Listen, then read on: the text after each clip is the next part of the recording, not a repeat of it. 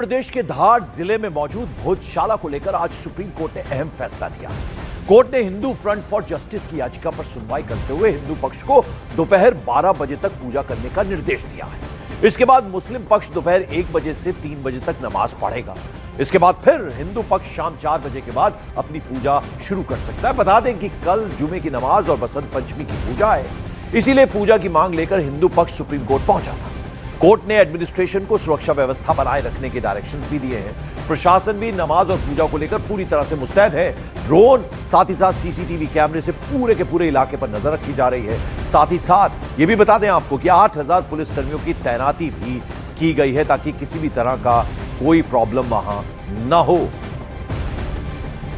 Supreme Court is that let me tell you that first the background that on 7th of April 2003 the ASI has passed an order saying that on Tuesday the Hindu side will worship there, on Friday the Muslim side will offer namaz from 1 to 3, and on Vasant Panchami the Hindus will have exclusive right to worship. But this eventuality was not seen by the ASI that if Vasant Panchami falls on Friday, then what will happen?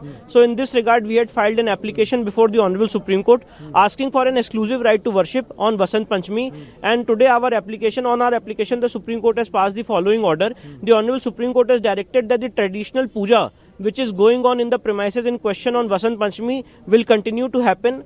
Apart from this, Mr. Salman Khurshid has indicated that they will indicate a number to the district administration as to how many people. और आइए सीधे रुक करते हैं मेरे सहयोगी नवीन मेहर इस वक्त भोजशाला जहां है वहीं पर मौजूद हैं। नवीन जरा बताइए, कल जुमे की नमाज है, बसंत पंचमी की पूजा आयोजन चल रहा है, किस तरह के इंतजामात किए गए हैं एडमिनिस्ट्रेशन की तरफ से, पुलिस की तैनाती के बारे में जरा डिटेल में आप समझाइए। सुप्रीम कोर्ट ने अहम फैसला सुना दिया है।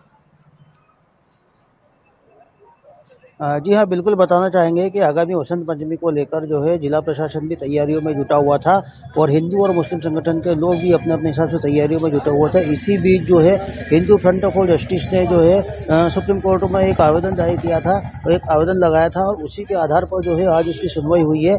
सुनवाई में ये कहा गया है कि सुबह से लेकर और 12 बजे तक जो है हिंदू समाज के लोग जो है यहाँ पर पहुँच पूजा करेंगे। इसके बाद में 1 से दोपहर 3 बजे का समय जो है वो नमाज के लिए रखा गया है। इसके बाद कोर्ट में यह भी कहा गया है कि इसके बाद में 4 बजे के बाद में हिंदू समाज के लोग दोबारा पूजा भी कर सकते हैं।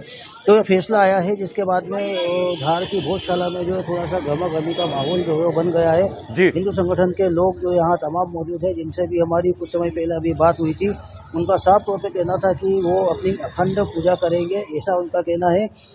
वही दूसरी ओर आपको बताना चाहेंगे कि सुरक्षा के लिहाज से जो भोजशाला गया है, भोजशाला को ऐसे किले में ठीक है नवीन, बहुत बहुत शुक्रिया इस अपडेट और इस जानकारी के लिए आपका। हमारे साथ खास मेहमान जुड़ रहे हैं, गोपाल शर्मा साहब जुड़ रहे हैं, संयोजक हैं भोजशाला मुक्ति यज्ञ के। गोपाल जी, बहुत बहुत स्वागत आपका न्यूज 18 इंडिया पर। अब सुप्रीम कोर्ट ने यह फैसला सुना दिया है, आप ये बताइए क्या क्या मांग आपकी तरफ से रखी गई थी और अब आप जो फैसला हो गया है अब उसके बाद ये पूजा विधिवत तरीके से चलेगी, यज्ञ पूरी तरीके से चलेगा। साथ ही साथ मुस्लिम पक्ष जो है, चूंकि कल जुमा भी है, तो वो अपना इबादत जो उनको करनी है वो भी कर सकते हैं। देखिए 2003, 2006, 2013, 2016 में हिंदू समाज ने अपमानित होकर अखंडित पूजा की थी। उसी को लेकर हम पिछले साल भर से अखंड पूजा के लेकर के समाज का जन जागरण कर रहे थे और आज सुप्रीम कोर्ट ने भी हमारी उस भावनाओं का ध्यान रखते हुए अखंड पूजा का जो निर्देशित किया है, हम उसका स्वागत करते हैं।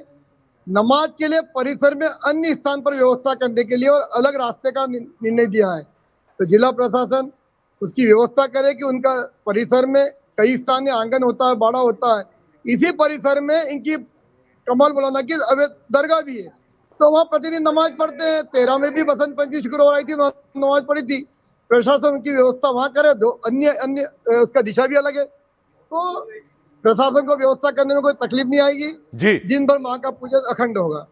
गोपाल जी, बहुत बहुत धन्यवाद आपका। आप